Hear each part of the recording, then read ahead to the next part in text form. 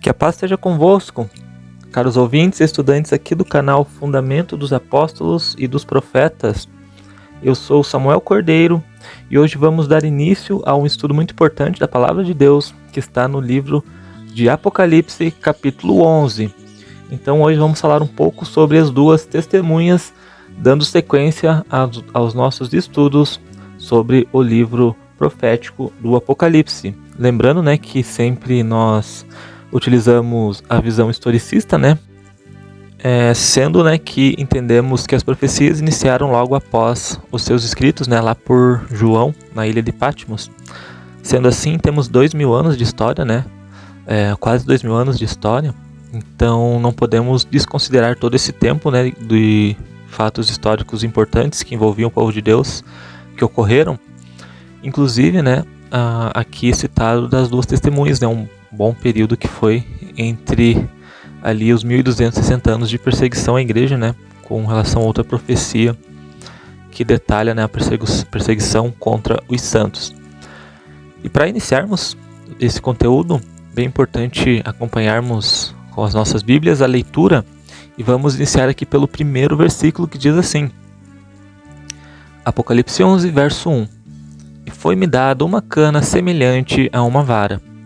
E chegou o anjo e disse: Levanta-te, mede o templo de Deus e o altar e os que nele adoram. Então, esse é o primeiro versículo, que compõe essa profecia. Bem importante nós analisarmos versículo por versículo, para chegar a um contexto satisfatório.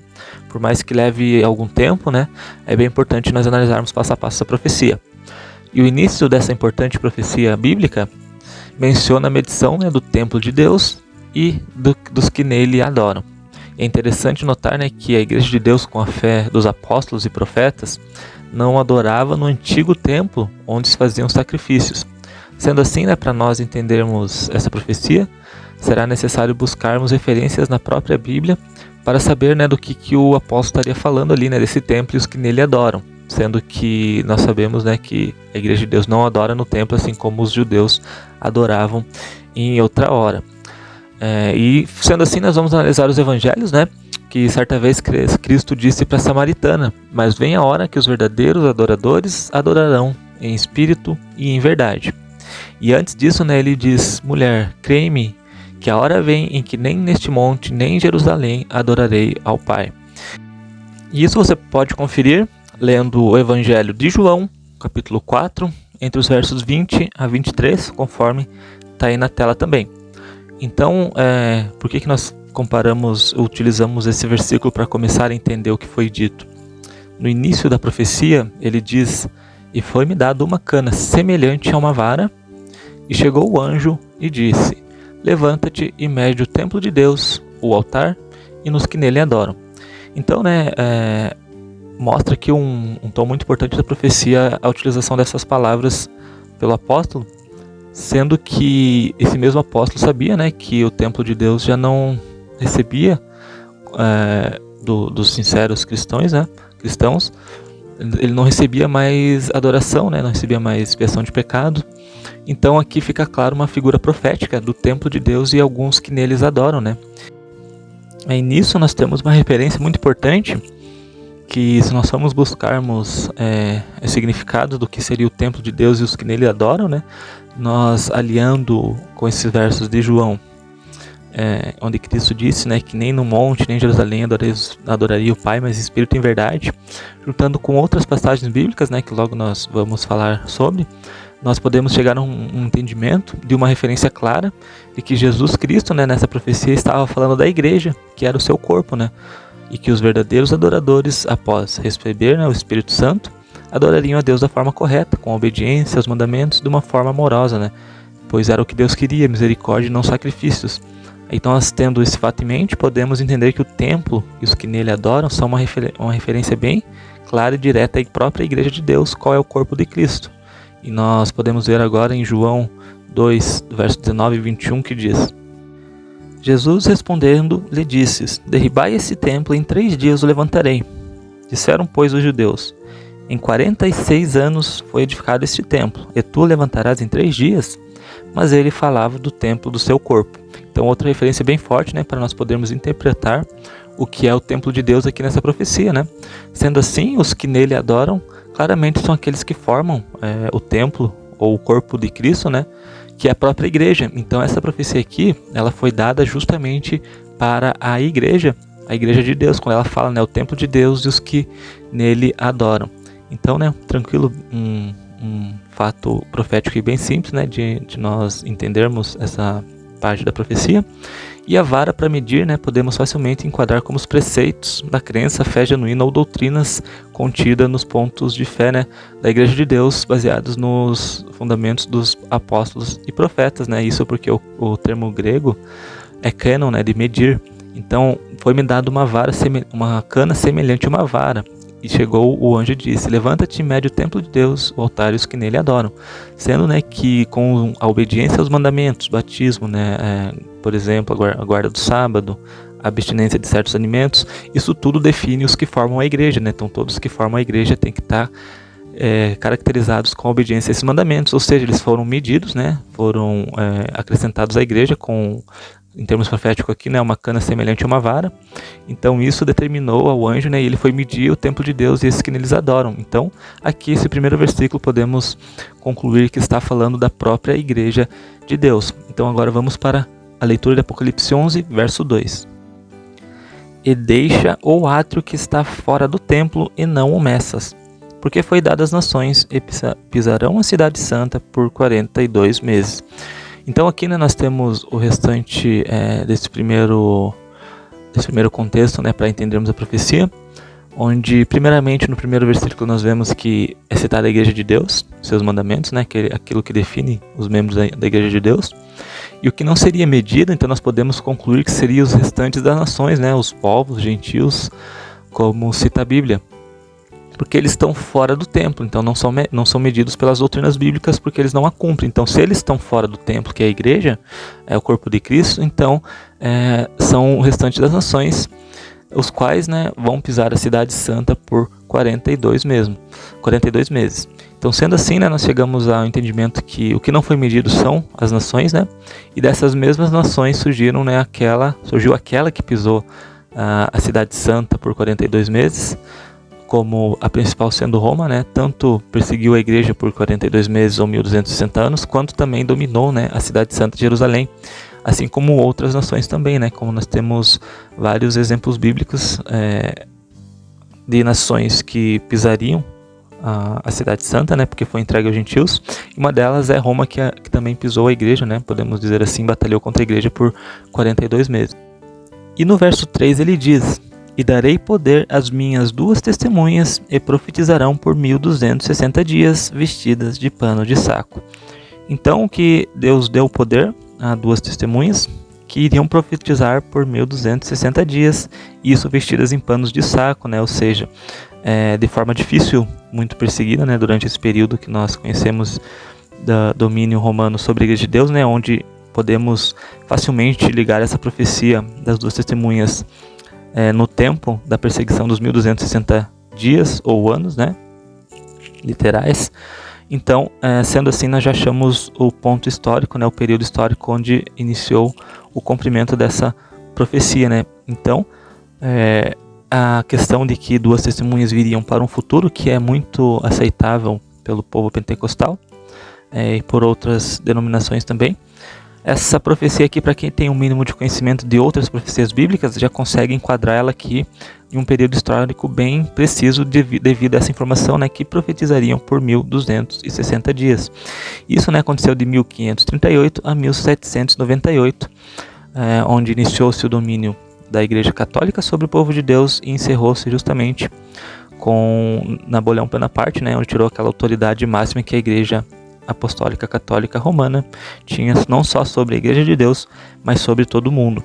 Então, o que esses 3 primeiros versículos nos ensinam, né, para introdução a essa profecia? No versículo 1, que ele fala que é uma profecia diretamente relacionada à Igreja de Deus, né, ou seja, uma medição à Igreja de Deus, né, o anjo foi, levantou, mediu o templo, o altar, os que nele adoram, a Igreja de Deus, e Porém, o que estava fora da igreja de Deus, ele não mexeu, né? Ele diz, né, o ato que está para fora do templo não meças. Então, era uma profecia que falava claramente da igreja de Deus, e qual o próprio Deus deu poder a 2 testemunhas, né, dizendo ali: e darei poder às minhas 2 testemunhas e profetizarão por 1260 dias. É muito aceita por várias denominações a ideia de que as 2 testemunhas seriam somente a palavra de Deus no seu Antigo e Novo Testamento, né, fazendo uma separação aí da Bíblia Sagrada, denominando a primeira testemunha, Antigo Testamento, e a segunda testemunha como o Novo Testamento. É um pouco complicado nós analisarmos isso, né, entendermos dessa forma, porque primeiramente no versículo 1 é dito sobre a igreja de Deus de forma clara, onde o templo da igreja, o templo de Deus e os que nele adoram, somos nós que componhamos a igreja, né, nós somos o templo do Espírito Santo.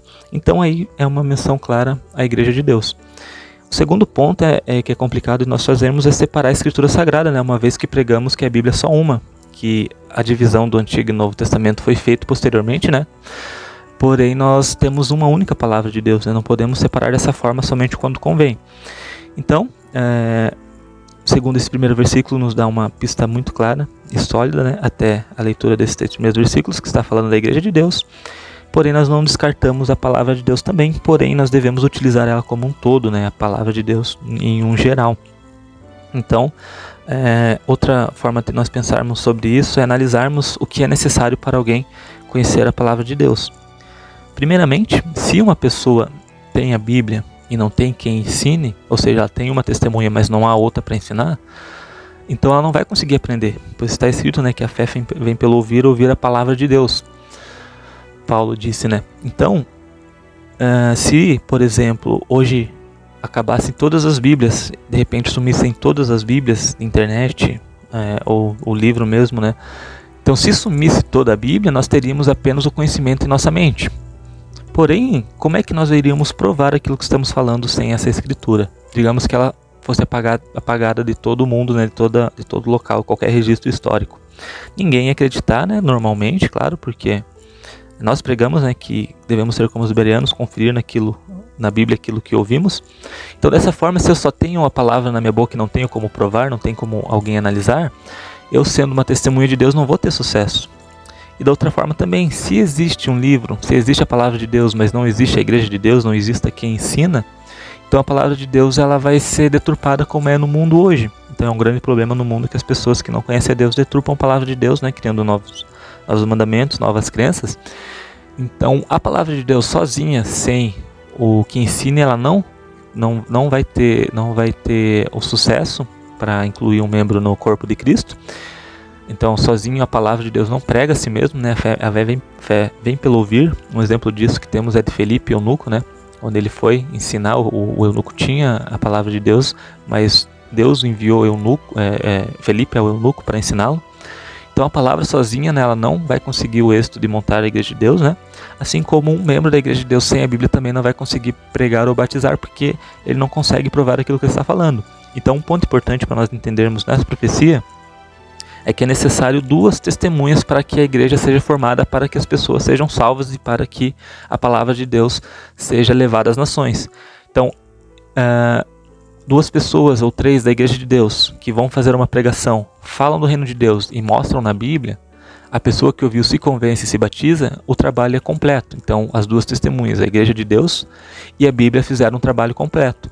O que sem uma ou sem outra não seria possível, né? Então, é um ponto, né, um modo de pensamento para nós darmos introdução a essa profecia, né, das 2 testemunhas, sendo que, como nós vimos no primeiro versículo, né, é claro a menção à igreja de Deus. Nós somos o templo de Deus, né, o templo do Espírito Santo, do poder de Deus, e nós que neles adoramos, né, adoramos em espírito e em verdade, conforme lemos lá no Evangelho de João. Então esse é o primeiro ponto, né, a clareza da igreja de Deus, e logo após, nos versículos posteriores, vamos ver ali um pouco da palavra de Deus também. Isso, né, é o primeiro passo para nós entendermos o restante dos versículos, que são uma profecia muito complicada, uma profecia muito longa, onde nós não podemos apenas interpretar 1 ou 2 versículos, pegar lá no começo da profecia, interpretar aquilo e já formar uma opinião com base naquilo, ignorando outros versículos. Então, a profecia é um contexto, e hoje, né, nesse vídeo vamos iniciar começando com esses 3, porque é um tema mais complicado, então vamos aos poucos, né, nem que leve alguns vídeos, para que fique de forma bem clara, né, do que vem a ser as duas testemunhas e o trabalho que elas terão aí desde o início dessa profecia até chegarmos no último vídeo, né, lá no encerramento dessa profecia. Então convido você a se inscrever no canal, compartilhar esse conteúdo, né, se você gosta, se você conhece alguém que goste do tema das profecias bíblicas, porque logo nos próximos dias virão a sequência desse estudo. Desejo a paz a todos aqueles que estão ouvindo, né, que Deus possa abrir o entendimento de todos, inclusive o meu, né, que possa abrir nosso entendimento para cada dia mais compreendermos a palavra de Deus. Que a paz esteja com todos e até o próximo estudo.